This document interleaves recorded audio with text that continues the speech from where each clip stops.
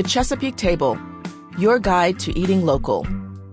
Written by Renee Brooks Catacalos.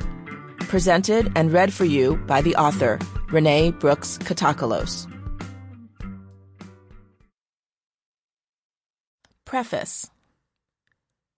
Neither my father, who died in 2010, nor my mother ever had any interest in being called locavores or in participating in anything called a food movement. But they always appreciated delicious homegrown food. That's a family trait I've inherited from both sides. I'm a second-generation native Washingtonian on my father's side.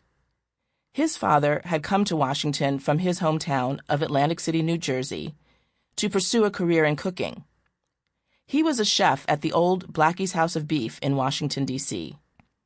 As a child, I didn't know much about his work, but my grandparents knew how to buy and prepare the best roasts, and we often had rich, pineapple-bottomed cheesecake at Easter, which was apparently a secret Blackie's recipe.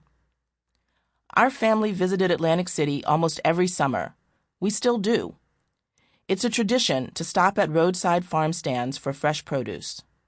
Silver Queen corn used to be a favorite with my parents, along with fresh lima beans when we could find them.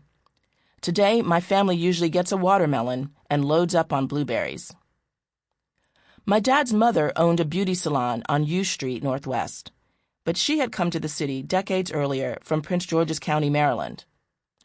When I was in elementary school, one of her brothers still farmed tobacco in Upper Marlboro, which we called the country.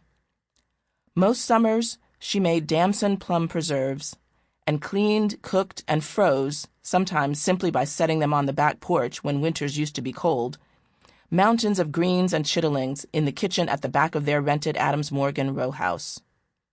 She always baked 4 cakes from scratch for the winter holidays: sour cream pound cake, coconut layer cake, German chocolate cake, and a yellow layer cake with chocolate icing, still my favorite dessert. On my mother's side, we hail from a tiny crossroads in Marengo County, Alabama, called Shiloh. My mother and aunt discovered land records some years ago that showed property had been purchased by their great-great-grandfather, who was born around 1853 as the son of a white man and an enslaved woman. Years later, when this forebear of ours got married, his father and former owner sold him the 65-acre parcel for $1, as he could not legally leave the property to his mixed-race son in post-Civil War Alabama. Extended relatives still live there. Sample complete. Ready to continue?